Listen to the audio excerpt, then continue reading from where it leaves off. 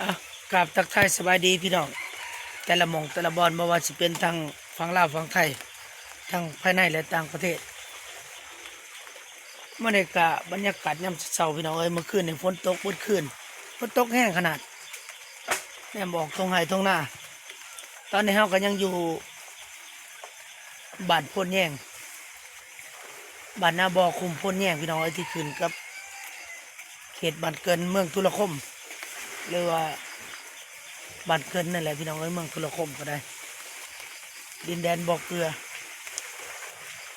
เป็นเสามากก็เห็นแต่น้ำเต็มทุ่งไร่ทุ่งนาเขาจัดผ่านเลยป้าด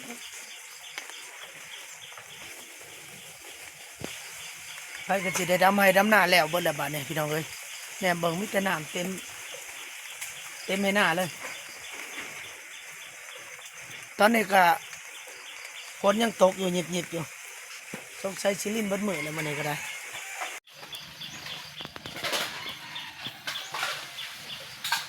เอาบรรยากาศยามเช้าๆฝนตกลิ้นยิบยับพี่น้องเอ้ยมาฝากพี่ฝากน้องอันนี้กะเพิ่นพี่น้องเอ้ยกะกับพ่อดำเลย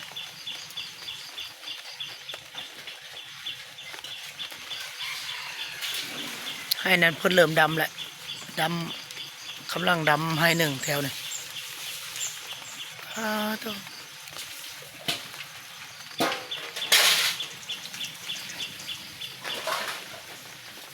หมู่บ้านก็สิประมาณนี้พี่น้องเอ้ย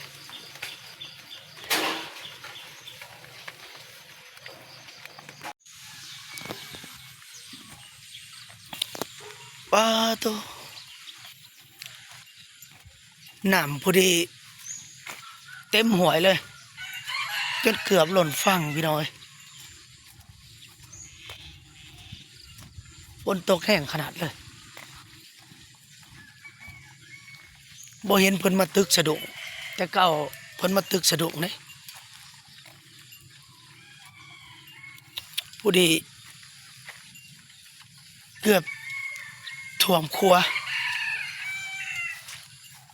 สะพานเพิ่นไต่ขามไปขามมาเพิ่นใส่ไม้ไผ่เลยพี่น้อง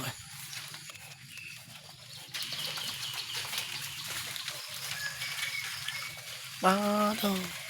พาแต่เพิ่มขึ้นนี่ฝนตกแห้งอะเลย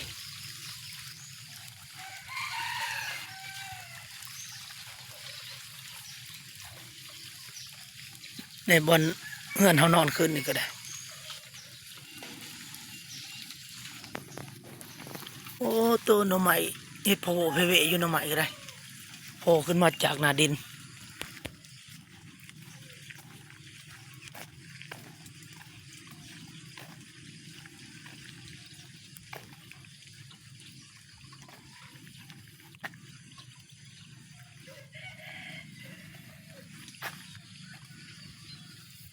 โอ้ทางด้านนั้นเพิ่นก็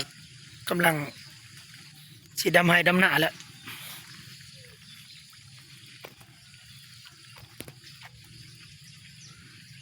เอาแนมเห็นสีดำมันเป็นภูเขาลูกนั้น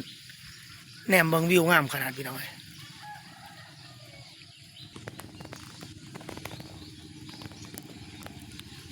น้ำกำลังไหลมาอยู่ไปทางใดโอ้โหเป็นไปซื้อแนวกินโอ้ยยังขึ้นอยู่ได้น้ำเนี่ยไหลขึ้นมายังอังอยู่ไหลบ่ทันมันจะเป็นห้องหน่อยอยู่ข้างบ้าน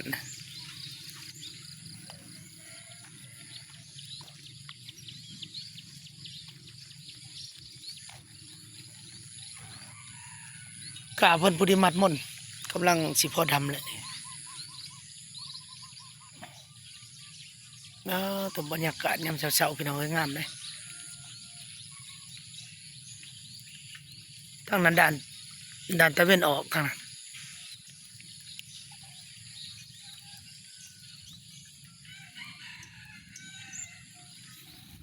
แต่เก่าเพิ่นมาตึกสะดุ้งแถวนี่ย้ายเลยนี่ยืนอยู่ ยืนอยู่นำหนทางนี่ตึกแถวนี่แหละสะดุ้ง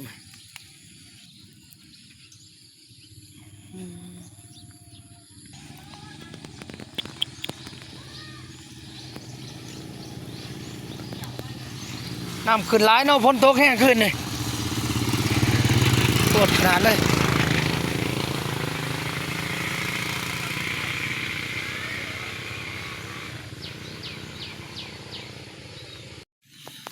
ไปย่างออกเราเบิ่งทงให้ทงหน้าก่อนพี่น้องเอ้ย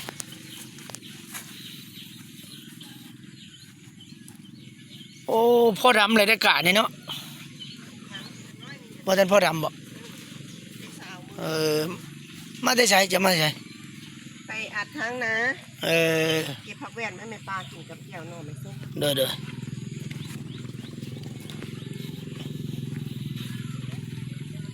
น้าสาวพี่น้องเอ้ยเพิ่น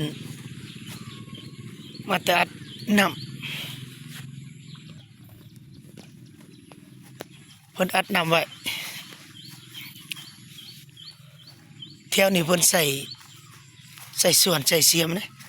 ปานขนาดนี่ก็บ่ได้ใช้มากระจกคือบ้านเฮา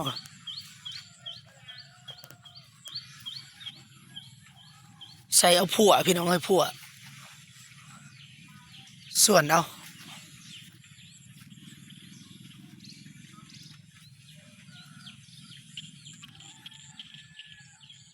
แถวนี้เพิ่นดุเพิ่นมันพี่น้องเอ้ยนี่สังเกตเบิ่งผานี่เพิ่นใส่ไม้พี่น้องเอ้ยสานผาเพราะว่าไม้เพิ่นบ่อึดอ้อมหัวเฮือนชาตินี่ใส่ไม้วัดพี่น้องเอ้ยส่วนหลายจะเป็นใส่ไม้แทน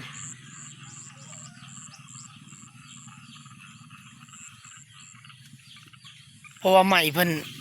ไม้ลายแถวนี้เป็นไม้สอดไม้เหี้ยไม้พางลายขนาดนี้เอ้าพาพี่พาน้องเลาะน้ำทงน้ำทาฟังเสียงเขียดห้องพี่น้องเอ้ย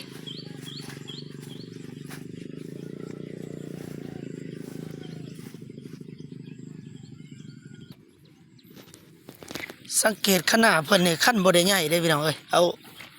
ผัวส่วนที่ขนาดแต่ว่าน้ำนี่อยู่เต็มถีบเลยนะเพราะว่าดินแถวนี้มันหาบดีนี่ตึ๊บปานนั้นน้ำเต็มให้เต็มคันเลยเพราะว่าดินมันหาบดีแถวนี้โอ้ตัวขักเลยมันเป็นเรื่องนะขนาดนี่บ่ได้ใหญ่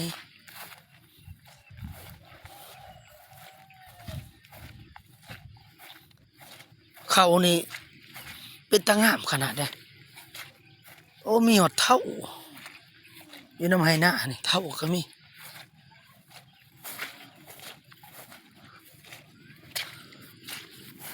โอ้ไปพาพี่น้องเลาะไปทางนั้นน้ำไหลหลวดๆช่วงใส่จะเป็นห้องท่านน่ะก็สิมีห้อง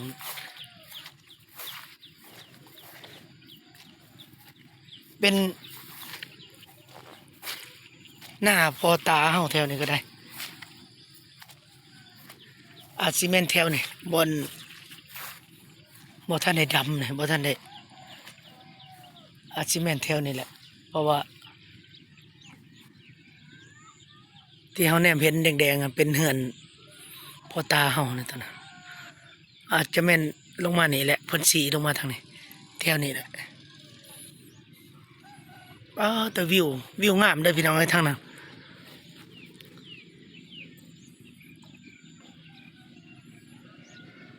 แนมเห็นสันผู้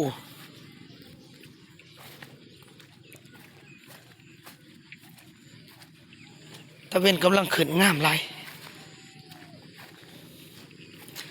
วิวธรรมศาสตร์ทางนี้ตัวนี้กาเพิ่น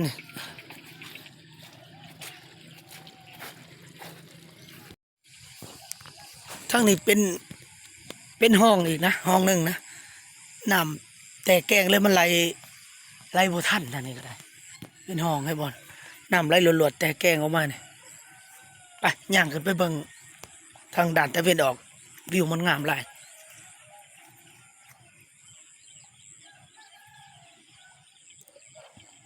มองบริเวณรอบๆหมู่บ้านเพิ่นประมาณนี้แหละนี่เป็นหมู่บ้านใหญ่ประมาณเพิ่นเอิ้นว่าบ้านนาบ่อที่บ้านนาบ่อคุมโพนแยงขึ้นกับเมืองทุลคมหรือว่าบ้านเกินพี่น้องเอ้ยบ้านเกินก็เมืองทุลคมก็แม่นบ้านเกินเลยพี่น้องเอ้ยดินแดนบ่อเกลือใกล้ๆกับบ่อเกลือแต่นี่ไปหาบ่อเกลือกับประมาณกิโลเมตรประมาณลักหนึ่งพี่น้องเอ้ยคลิปก่อนเราเคยไปถ่ายให้พี่ให้น้องเบิ่งอยู่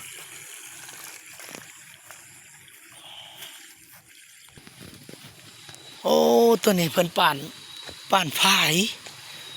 มันเป็นห้องเพิ่นป่านฝายพี่น้องเอ้ยนี่ทางหน้าเพิ่นน่ะนี่อืม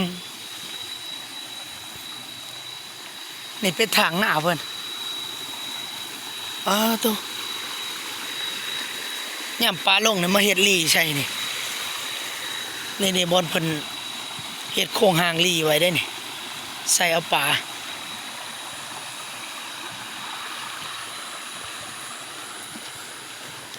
อึ๊บ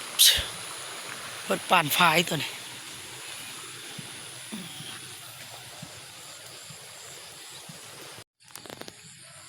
ในขั้นฝายเพิ่นนี่เพิ่นก็ปลูกมีแต่ไม้สังไผ่เด้ปลูกไว้ใส่ลำมันกินหน่อไม้ก็ได้พี่หน่อไม้มันจะโกเกิดเลยได้นี่บ่อยากหาไกลเลยนี่หน่อมันจะโกอยู่นี่หน่อลำใหญ่ก็มีว้าวฟ้าแตกทึมๆขึ้นเฮาต้นสะดุนอนทั้งรับทั้งฝันตื่นมันจะเป็นห้องหน่อยลงมาเลยได้นี่เพิ่นก็จะป่านพายไว้แต่ละพายเฮาแนมเห็นน้ำหล่นพายแตกแกงออกมาหล่นคลองมันอีกแตกออกมาทางให้หน้าอีกไปย่างเลาะอึ๊บ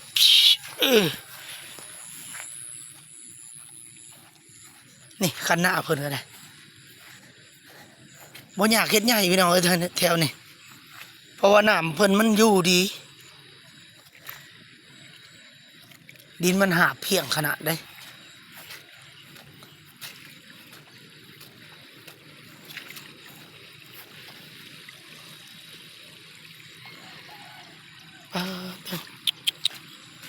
อึ๊บยามเฮ็ดตอนเฮ็ดลีเดือนเก่าเดือน10นี่ซ้ำสิกินปลาพี่น้องเอ้ยนี่อุ้ย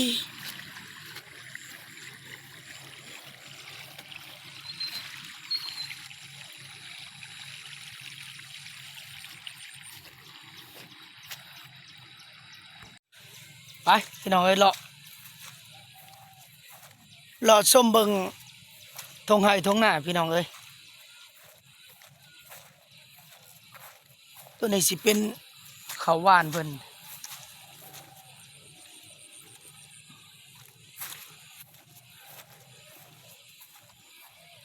ทงหน้าแถวนี้มันสิเป็นเลิ่งเลยนะเลิ่งหาบเพียงดีขนาดจนแนมเห็นสันผู้นี่ประมาณ10กิโลเมตรตอนนี้ตะเวนกำลังขึ้นตะเวนกำลังสิโผล่ขึ้นจากผู้เป็นแต่แสดมันพ่นขึ้นเป็นขอบขึ้นมาแต่ว่าตะเวนนี่บ่ทันได้ขึ้นวิทย์หน่วยผู้เลยนะทางนี้เขาเนี่ยเป็นหมอกเห็ดขนวายพุ่นอายหมอกยามเช้าๆแต่ตะเวนมันจะขึ้นวางเห็นแต่แสดมันแสดตะเวนน่ะ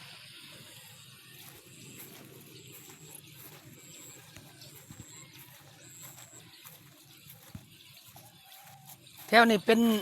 หน้าหวานเพิ่นเบิดเด้เพิ่นหวานเพิ่นบ่ได้ดำแถวนี้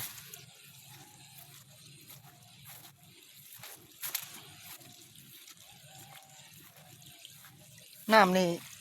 ไซส์ขนาดน้ำ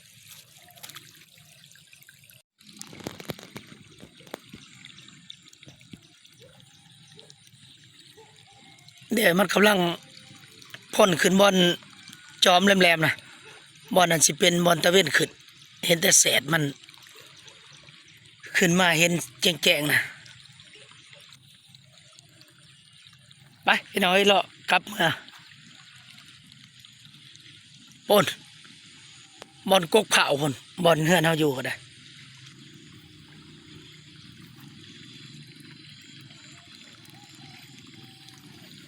ตอนนี้ฝนก็ยัง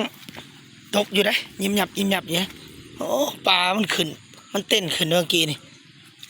ปลาหน่อยปลาซิวนี่เต้นได้เกิด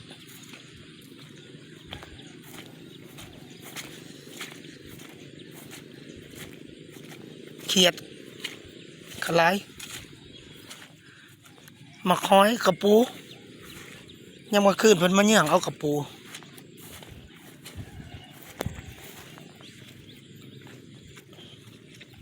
เป็นหน้าว่านเพิ่นตัวนี้เพิ่นว่านเอาเลย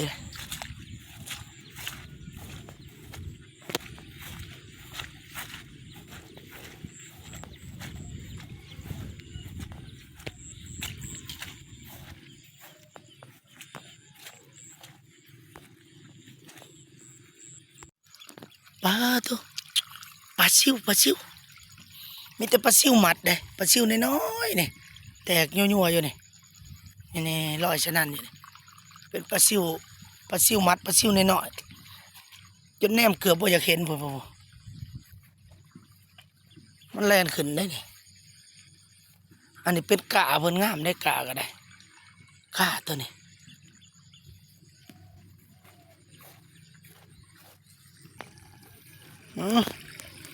ตัวนี้เริ่มจะขาดแล้วตัวนี้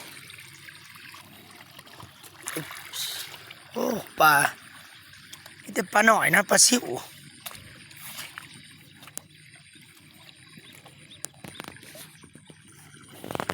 โอ้แห้งอยู่เด้อน้ำซอตัวนี้ใส่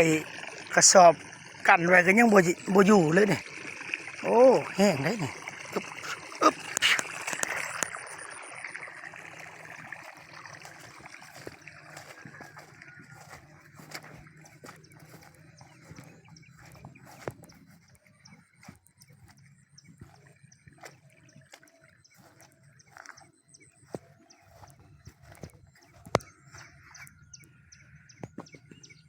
นี่เฮือนหลังนี่ก็งามนะเฮือนหลังหมกใหญ่เด้อพี่น้องเอ้ยเพิ่นเอาตะนางเล็กแล้วก็เอาไม้สานฟ้าล้อม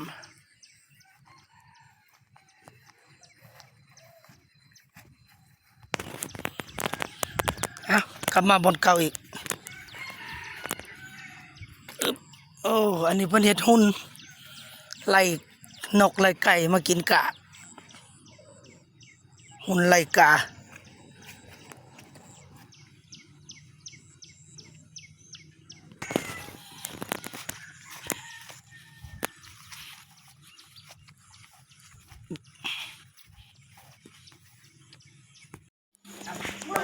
ยังว่ากันเฮ็ดหยังตองหยังตองกาแฟบ่เด้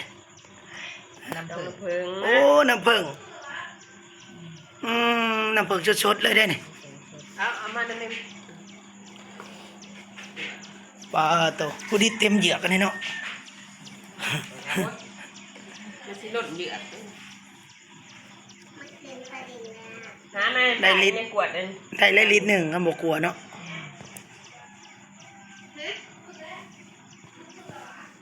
ลิตรหนึ่งได้เด้นี่โอ้ได้น้ำผึ้งอีกพี่น้องเอ้ยเพิ่นเขามาฝาก ขวดไม่ตรง น้าบ่าวคำเพิ่นได้น้ำผึ้งเดือนห้าเอามาฝากพี่น้องเอ้ยโอ้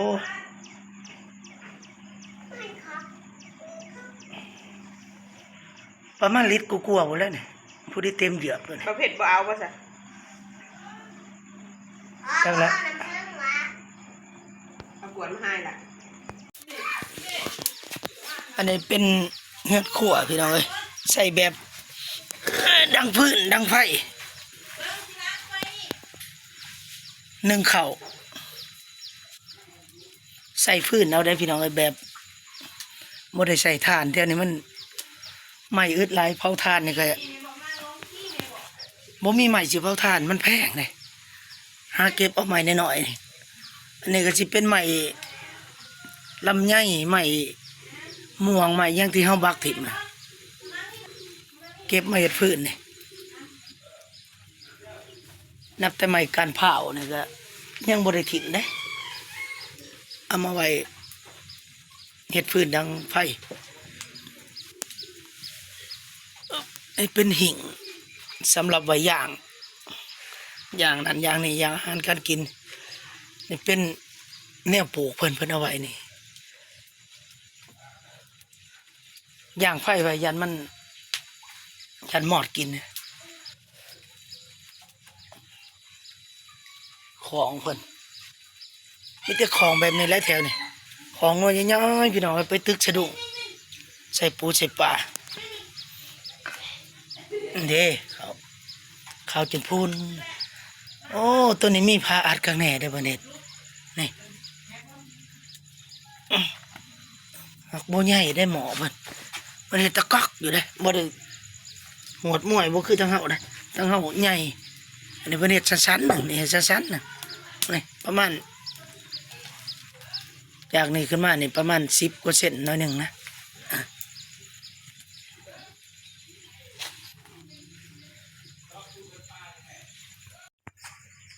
ขันยำหนาวเนี่ยเหมาะเลยพี่น้องเลยนั่งเผาหม้อเข่าแล้วก็พิงไฟพร้อมเลย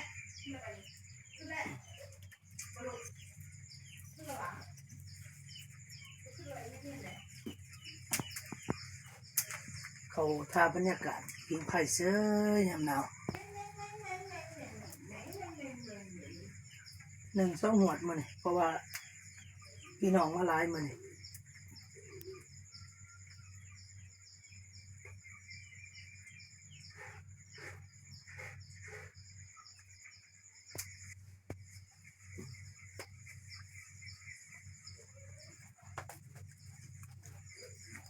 เป็นในช่องใช้ซีเมนต์ใหม่ลำไยนะเป็นบากเป็นห้ามถิ่นแล้วก็เก็บไว้เฮ็ดพื้นดังไผ่เลยไปบ่เมื่อน้ำลุงบ่ปบป้าเดี๋ยวปบกล่องเลยร้านเช้ากับปบกล่องเลยมาบอกกลับน้ำลุงบ่เมื่อบ้านน้ำลุงบ่มานี่เลยกินได้ไหมน่ะโอ้ยานกล่องฉันยิ้มงามๆมึงดูยิ้มงาม